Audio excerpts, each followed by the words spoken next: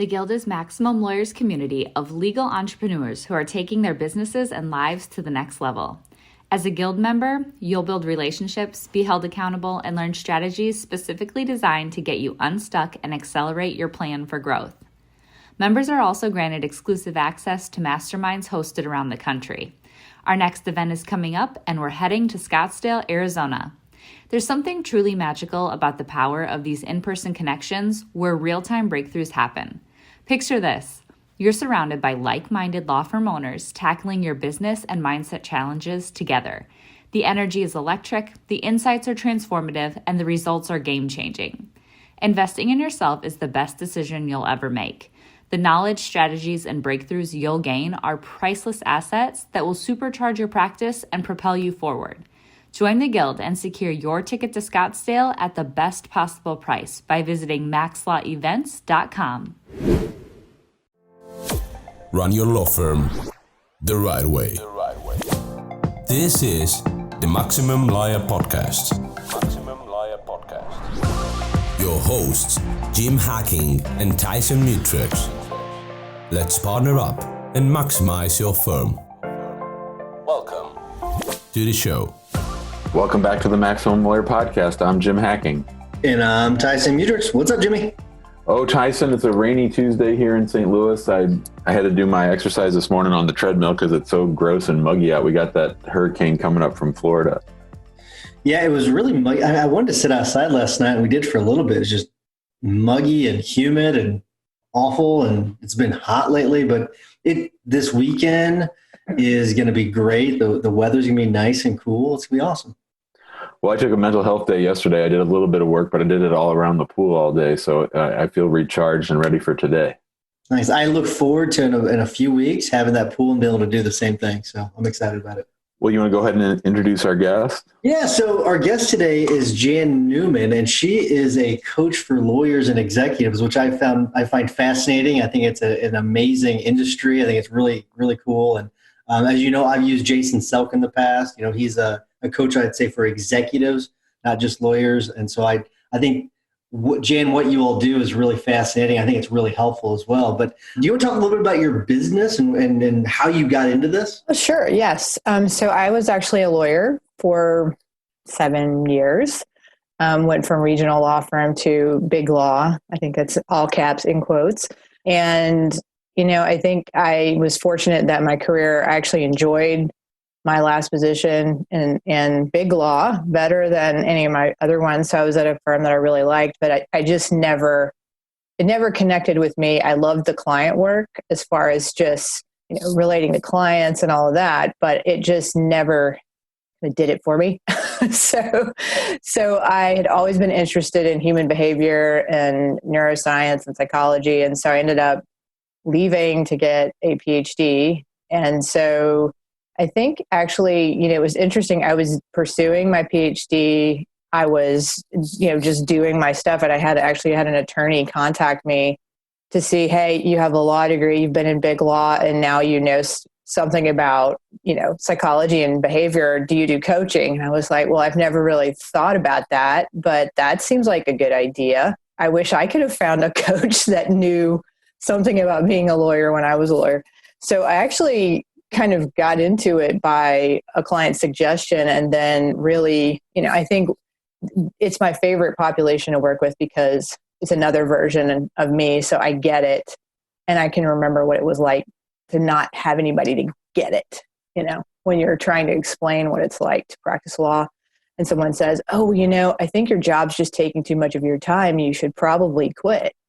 And then exactly how am I going to pay you, coach, or whoever? So yeah, that's how I got started. And I still practice psychology, don't practice law, but I'm licensed. But yeah, my business is a blend of that. But most of my clients are lawyers or healthcare executives. That's awesome. You know, I was having a conversation with someone the other day, and I guess we can call you Dr. Jan because you have a PhD. Yeah. You're not just a JD doctor like Tyson likes to call me. I know. I'm sorry. I'll call you guys doctor. I will. I was having a conversation online the other day with a friend of mine about how lawyers a lot of times don't feel like they know their purpose or you know what they're even doing or their motivation. And I think a lot of that stems from people going to law school without even really knowing why. As a reformed lawyer and someone who went to law school, can you talk about that, about sort of at that early stage when you're even in law school or thinking about going to law school, about maybe some of the mindset mistakes that people make? Yeah, you're so right, Jim. I when I think about when I work with lawyers, it's this group of extremely multi-passionate, competent people that could do just about anything except for probably be a math professor. I think a lot of us were like avoiding math, but there's something about, trying to make one career capture all of these interests and things. And like law just sounds so broad that it could handle all of that. But I think the expectations are, you can't meet those expectations because a lot of us are doing it as a default of, I don't know what to do next. And we haven't really, I mean, a lot of my friends from law school had done some stuff in law, like be a runner or things like that. But otherwise, none of us had actually ever worked in a law firm and seen what it's like and talked to lawyers. So I think it's like you're going into it expecting it to be, to check a box of this is what I'm going to do with the rest of my life. Not many professions can live up to that, but there's not been a lot of, when people are going into it, I think it also depends on, are you going into it straight from undergrad or are you going into it later? But in general, I think if you're going straight from undergrad, we don't really have a sense of what it's like because there's just no way to tell you. One, and then law school is much different from the practice of law. So that's a whole other conversation in itself. Some people really like law school and hate practice and vice versa. So I think part of it is just trying to shove so much into one profession to meet that, and it can't. So Jan, the other day we were having a conversation in the guild about mindset and like having that positive mindset and, building confidence and everything. And one of the things you talk about is mindset and skill set and, focusing on those to create a life and work you deserve. So will you talk a little bit about mindset and building that mindset? Yes. I think with a lot of, and especially with a lot of attorneys, I mean, we're taught that, reason and thought and cognition are more important than anything else, and that we can think our way through everything. But sometimes that actual thinking can be a barrier. I like to talk to clients a lot because a lot of lawyers actually deal and suffer from a lack of confidence. And that's something that really plagues them. And they don't talk about it openly. They do a lot to actually mask that. But a great deal of it is really, to me, the mindset shift is being able to actually not fight these negative thoughts, but actually acknowledge that we all have kind of those stories and thoughts that are telling us you're not good enough, you're going to lose this motion, all that stuff's happening, and acknowledging that. And then it's, thinking about what type of action you want to pivot to, whether that be, one of my clients, try to say this so if he hears this, he won't be offended, but, would get so angry in partnership meetings that he could not be in there without turning red and everybody knowing. So we came up with, like, when he was getting ready to go in these meetings and he's having the thoughts, instead of just fuming, he would then pivot to an action, which was actually before the meeting, he would take the stairs instead of the elevator. He'd do go in his office and do 25 push-ups. So he's going into the meeting feeling calm instead of, feeling so stressed. And then when we're in there, I was like, let's think about something that's relaxing to you that you can do as a mindfulness exercise. And that really helped him to just get through the meeting. So that might be one form of action. But the other form of action could be just really moving from this mindset of I'll wait till I feel confident enough until I'm going to go ahead and act with certainty, because the meaning of confidence is to be certain is one of the meanings. And so it's just shifting it to act with certainty, even when you don't feel or think that you're certain. You just kind of just do it Nike swoosh. And if you think about it in your life, anything that you're trying for the first time, you feel much better when you're in the middle of it than you did before you do it. So you have to start acting and doing something. So I think that a lot of the mindset shift really is not trying to feel like it, not waiting until you feel good enough or certain enough to act, but getting a game plan and going ahead and acting, acknowledging you're going to have some thoughts that you're not good enough and that kind of thing. And if you've prepared, that should carry over. But I think a lot of lawyers are like, well, I should feel, confident in doing this. I should feel better. And they don't. It's like, now I'm bad. Well, no, you're a human. It's more, I don't want to say fake it till you make it, but it's like, I guess, fake it, basically start making it. Just kind of go ahead and start acting, and the confidence will follow. It doesn't come before. I think that's such a great point, Jan. Talk to us a little bit more there about being purposeful and mindful versus being reactive, because I think a lot of lawyers spend a lot of time in reactive mode, especially those involved in litigation where you're always one side's up, one side's down, and you're sort of fighting back and forth.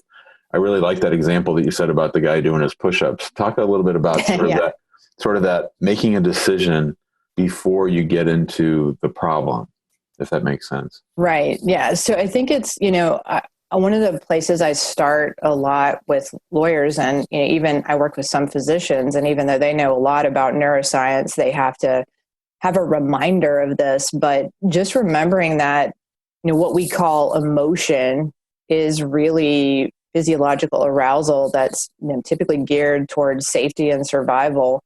And you can't turn it off, and you can't outthink it. And so when someone, if I'm in a litigation situation and someone is being a jerk, that's going to be interpreted by my brain as a threat. And I'm going to start to see some type of sign of sympathetic nervous system arousal, like heart rate increase, flushed face, breathing increase, tension.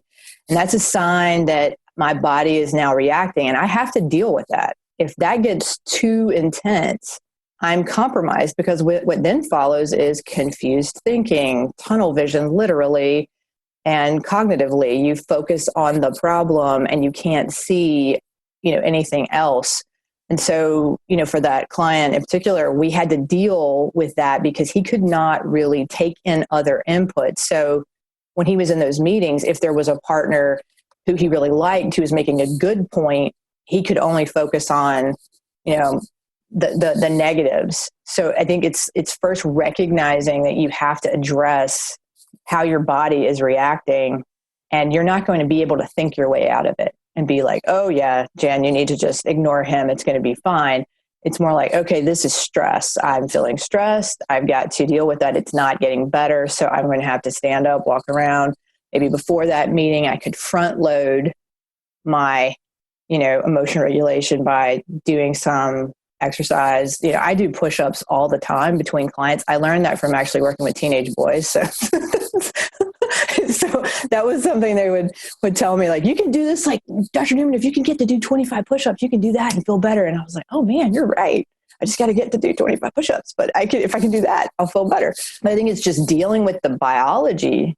And most of my clients, when we talk about that makes them feel so much better than when, I think when we talk about emotion, they're thinking I'm going to start talking about touchy-feely, mumbo jumbo about, tell me how you really feel. And I'm like, tell me like where your brain is. I'm talking about like arousal for athletes, for, military professionals. This is the same thing that they do. And kind of speaking to that, when you asked about kind of thinking ahead, if you think about it in the military, like I worked with a group of snipers when I was doing my psychology training, and they planned for this state of fight or flight arousal that they can then pivot and do, deep breathing, whatever, because they can't have dysregulated breathing and shoot a mile away. If they do that, they are going to likely miss, give away their position. They could endanger the entire mission. So they have to, as a team, be able to identify when they're off. And they do that actually by, they don't have this for lawyers, but they wear bioharnesses that actually have gauges on them that tell them their heart rate is too high or whatever, which we wish we had that, but we don't.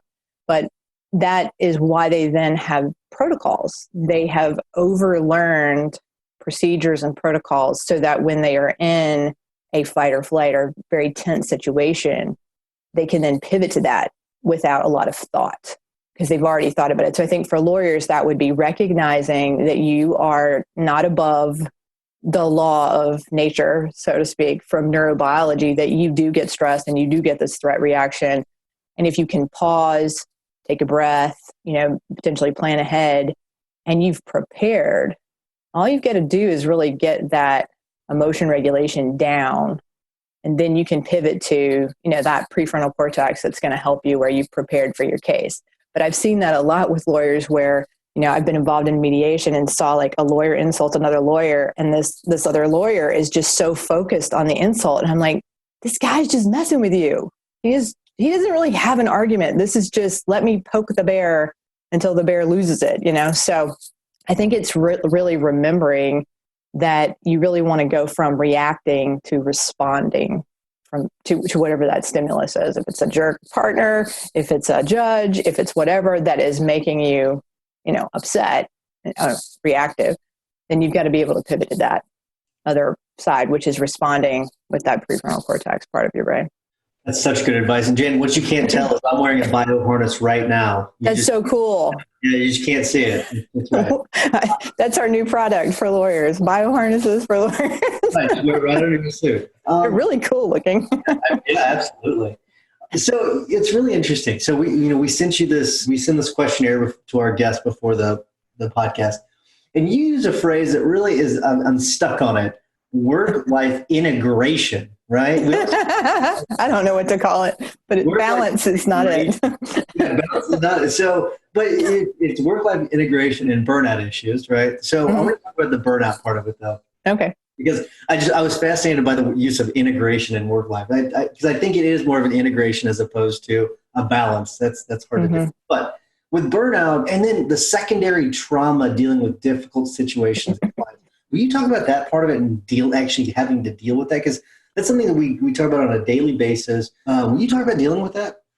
Yeah. So, really when you think about burnout, what that is when you are in a state of emotional, physical, psychological, exhaustion that you can't really go on anymore. So you've got stress first, and we all deal with that. But then if the stress maintains like above a level that you can cope with, and it just keeps going till there's like this chronic, basically a condition. I mean, you can even have like adrenal fatigue and have, when I was an attorney, one of the partners, we were working on a deal and he just fainted in the middle of us doing some document prep to go to New York. And I was like, what is going on? Now I know what was going on. He wasn't sick or anything. They just said he has a lot of stress, but that was actually adrenal fatigue. So that's one piece of it. I think then when you are working with people who have trauma, and lawyers do that, and judges do as well. We work with people who've been victims of something. It can be a victim of a financial crime. It can be a victim of a physical assault. But then when you're on top of that, working with a client who has a lot of trauma and things that, you're taking that on, then that can add it to raise it to another level that might be called vicarious trauma or secondary stress. But when you put those things together, it can start to be, vicarious trauma literally looks like PTSD. It isn't PTSD unless you're a first responder or someone like that, but it looks a lot like that. And it's that combination of burnout, usually with being exposed to people who have had trauma. They're talking about it. You're having to deal with it, learn the facts of it. And that can be impairing, very impairing. Thanks to our sponsor, Smith AI. Smith AI is a superior receptionist service for law firms, trusted by many maximum lawyers, including me. At my immigration practice, the hacking law practice, Smith's friendly U.S.-based receptionists respond to potential clients in English or Spanish, screen and schedule new leads, and even take payment for our consults. The best part is that they don't just handle these conversations by phone. They also have live agents and chatbots capturing leads on our website through their chat widget. They serve as our friendly gatekeepers while my team and I work uninterrupted. We get new clients and we get work done. How awesome is that? If you're in a solo or small firm, I know you'll appreciate this. Plans start at just $70 a month for calls and $100 a month for chats. They even offer a totally free chatbot, so there's no excuse. Try Smith AI today and see for yourself why attorneys like me say Smith AI receptionists are the secret to business growth. Smith AI offers a free trial, and Maximum Lawyer listeners get an extra $100 discount with promo code MAXLAW100. That's MAXLAW100. Sign up and learn more at www.smith.ai. Trust me when I say, don't let another day go by. Try Smith AI. We're speaking with Dr. Jan Newman. She's an executive coach, a psychologist, a speaker, a trainer, a writer, a researcher, and she's a mom. So I am lucky enough to be married to a lawyer who I actually practice law with. We're immigration lawyers and we practice together. And one thing that the coronavirus has really made apparent for me is that moms still get the short end of the stick. And as much as I try to help, talk to us a little bit about your work with mom lawyers. So I think that is I think fathers are incredibly important, and I'm talking to you because I have a wonderful husband who's helping raise my children right now. So I don't know how he's doing with the dogs. I heard them a little bit ago, but I think with moms, a lot of it, Jim, is about the expectations that I think they feel, and I think this is correct, that society puts on moms. So there's this expectation that, if we go to, Taekwondo and my husband takes them all the time, then, I feel like I'm going to get more judgment than he would if he's not taking them. And I think a lot of mom lawyers are dealing with that perception and that judgment from outside. And it feels a little bit like a rock and a hard place. They also get that judgment from family members sometimes who have different views on how they should be parenting and lawyering. And so that can be, I think all those outside expectations. So a lot of when I'm working with moms, it's really about defining at the front end. And I do this a lot with any client that I work with, is really defining at the front end what really matters to you, not what should matter to you from society or outside, but what really does matter. So what kind of parent do you really want to be? What kind of husband, wife do you really want to be? That, leading that instead of what society thinks you should do. So a lot of times just clarifying that can help you then set goals and actions that are in line with that. So you're not trying to be, I always tell parents there's a million ways to be a good enough parent and there's no way to be a perfect one. So you're trying to find actions that, you can do, these little bitty things, like maybe, taking your kid to practice more than you were, or spending time with them in the morning and doing things like that. It's these tiny steps, these tiny actions, not these great big, I need to quit my job and I can't, work and be a mom kind of steps.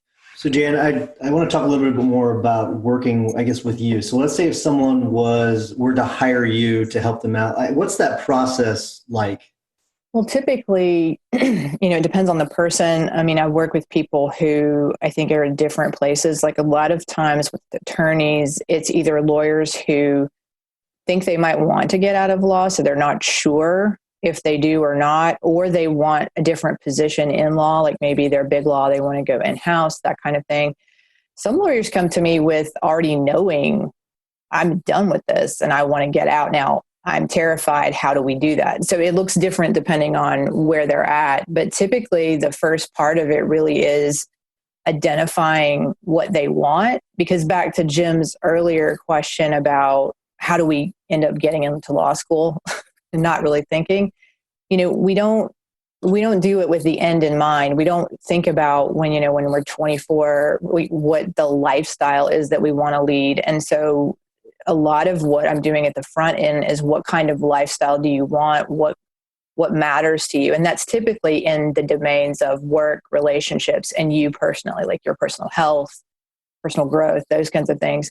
And looking at that part first. And what's interesting is lawyers that I work with have a really hard time doing that. Like they're like, can we just go ahead and work on this mindset stuff? And well, it's kind of hard for me to figure out what kind of actions you want to take unless we've set a compass of what matters to you, because I don't want us to end up like you want to go to Denver and you're like, well, I didn't want to go west, so we end up in like Egypt. I don't want to do that. So can we figure that out? But they hate it. They really do. Hey Jim, does that sound familiar at all? It's so amazing that she picked Denver and Egypt. When I was a senior in college, I thought I was going to be a Jesuit priest, so I moved to Denver, and then I eventually left that, and I moved back to St. Louis, and I married someone from Egypt. So that's awesome. See? Isn't that amazing? That is amazing. But yeah, so people hate that part, but typically it's starting there, and then trying to figure out, usually then it's like framing, what are your goals? And then that's where the barriers come up. That's kind of where the mindset stuff comes up of, like, for example, a lawyer that might want to leave big law and go to in-house. I might be working with that person and we've defined the lifestyle and we've got the action. So I want to be somewhere where, there's a cheaper cost of living. I'm closer to my family. We have all these criteria. And then like Cravath says, hey, would you like to come be, a mid-level associate or a junior partner or whatever? Let's say that mythical thing would come out. Then they're like, I'm going to move to New York. Wait a second. That is the opposite. What does that have to do with anything? Well, it's Cravath. So I've got to go because that would mean I'm really good. And it's this whole thing about, then, okay, what's that about? What's that kind of story about? To be good enough as a person, you have to be at this prestigious law firm that actually there's no way you can meet this other part that we've said. But those I call those like squirrels, it's like squirrel, here we go. Like my dog, when he sees a squirrel, he's kind of just like, okay, let me go that way. But that usually comes up around, after we've defined what matters to you, then it's like being present and being psychologically flexible, that when you have these kind of thoughts and stories, you're not good enough. You need to be a lawyer because, one of the biggest with lawyers is that, that thought that, sunk cost fallacy of, I put all this time in it, so I need to continue. I've been a lawyer for 8 years, so I should be a lawyer for 30 more years. Like doesn't make any logical sense, but for a lot of lawyers, that comes up as a mindset barrier that we have to then break through. And then the rest of the final phase is really just implementing action. I try to keep action as part of it the whole way through, but then we're taking bigger and bigger steps. But most people find that when they're working with me, I will tell people I'm Action Jackson. I want to get us like moving, even if it's small at the beginning, because that really gives people confidence. Like we were talking about, confidence is more about taking action and experiencing yourself doing it and going, okay, I did that. I didn't die.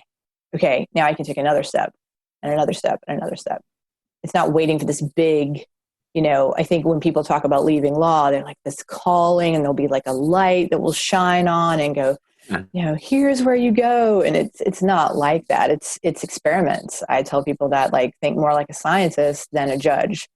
Scientists publish their bad data and their null findings because they don't want other people to waste their time on that cure for cancer or whatever. They don't feel bad about it. They're still furthering science. So it's more like, if you do something and mess up, that's data. That's not bad. That's just data. That wasn't the right thing. So let's calibrate and then retool and do again. Okay, now that was closer. So we're closer. It's not zero-sum game as we often are dealing with in litigation. You win or you lose. Jan, this is baseball. Jan, this is all really good stuff. Tyson and I are not psychologists, but we do a fair amount of coaching with our group. So our group, just so you know, we have like entrepreneurial lawyers who have a growth mindset for the most part, right? We're really lucky that we don't have a lot of people in our group who are complainers or bitchers or like wanting to get out. It's really people that want to grow and do a good job for their clients and make their firm better and bigger. But we do come across this one little subset of people, even within our group. And it's people who will ask for our advice. We'll spend good time with them. And sometimes I feel like I'm just dealing diamonds left and right. Like I'm giving them all these great ideas. Tyson gives them a lot of really good ideas. And they get into this mindset where they just always say to themselves, that won't work. That can't work for me. My case is different. My life is different. How do you help people who are locked like that unlock themselves if you can? Mm-hmm. I think two things, like for you guys when you're coaching, is to know that you're dealing with your own response of, we have this thing called the writing reflex where we want to tell people what to do. But it's not out of some, I want to tell people what to do because I'm mean. I want to tell people what to do because I care and I want to help them. So most lawyers, you guys included, are very motivated by helping others. So it's hard to hear those guys talking like that and girls talking like that. And so for you guys, knowing that what I'm going to say they should do is also for you is really acknowledging that change is hard. and being curious about what is this really about? Because that story serves a purpose. It works to, keep them where they're at. But what it is also underlies is this truth of human behavior that we would rather avoid discomfort than anything. We would rather avoid discomfort than in some ways be happy. Like if you look at something that could offer you intense joy, but it's going to come through the price of something that will be uncomfortable, most human beings will try to find a way around that. And if they can't, they'll just stop moving. So for you guys just going, oh, this is just a block. This is normal kind of human stuff. For them, I think it is acknowledging, okay, that's a thought, that's a story, my brain's working 24/7, and that's a thing that it's kind of putting out there. What's the purpose of it? Like I really, I will often talk to clients about that values piece first, what matters to you. Is this thought that you're having, is it getting you further away or closer to what matters to you? And if they're like, well, I really do want to do that thing, but I can't, and it's not going to work for me, that thought probably isn't that helpful. Okay. All right. Well, what do you think it's for? Let's get curious about that. What is it? What's the function of it? And typically it's trying to keep you, that thought is trying to help you be safe. We go back to like that hindbrain that's always trying to keep us safe. That makes sense. But when you can pull yourself away from the thought, so it's more like, instead of like the thoughts right here, I'm kind of putting it down and looking at it. It's me observing that thought more than me being led and driven by it.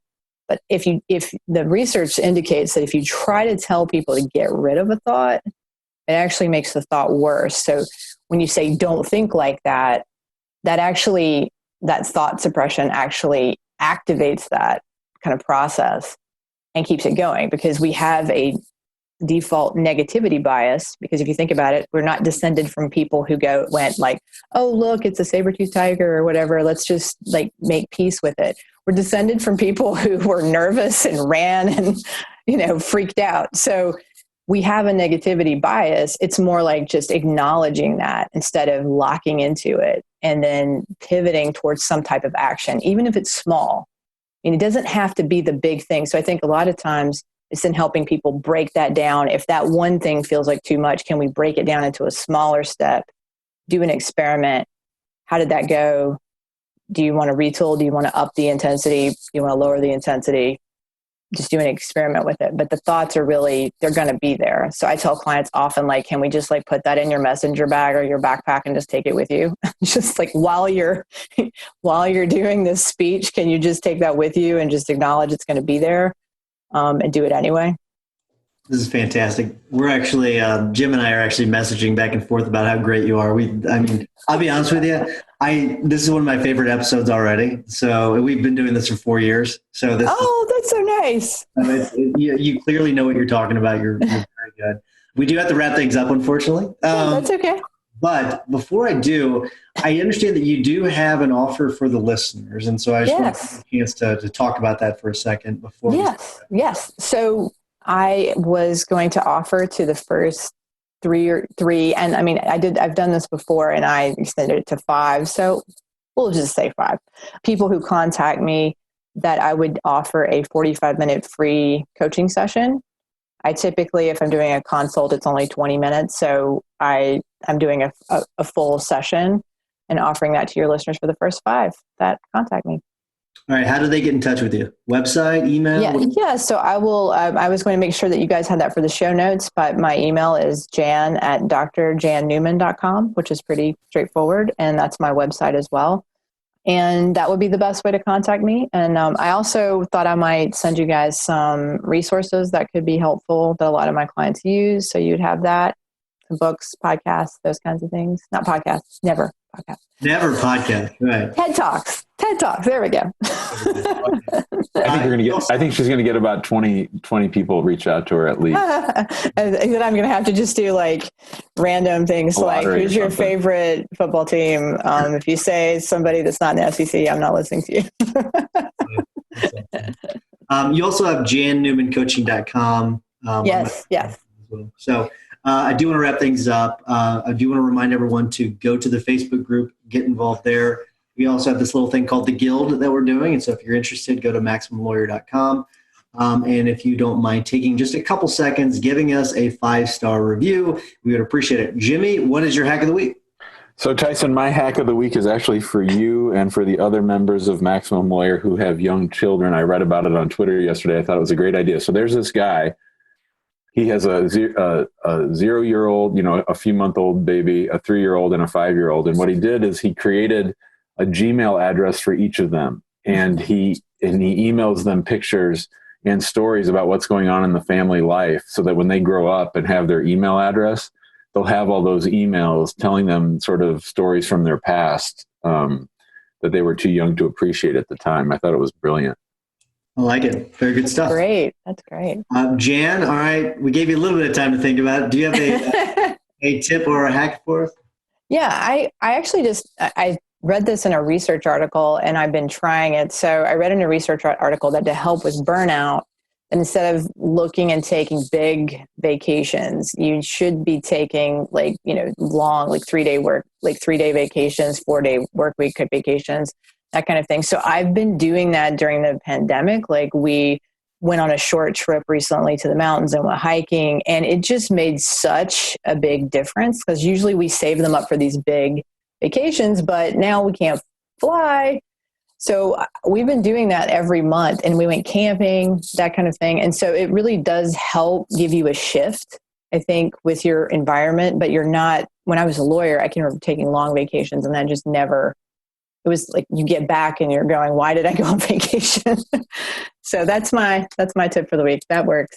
It's perfect. And you get back, you're all stressed out. Okay, what do I need to catch up on? Right, exactly. But if it's just the weekend and you just did a short trip, or even just going somewhere, like driving for the day for a short day trip, can be really helpful just to reset things.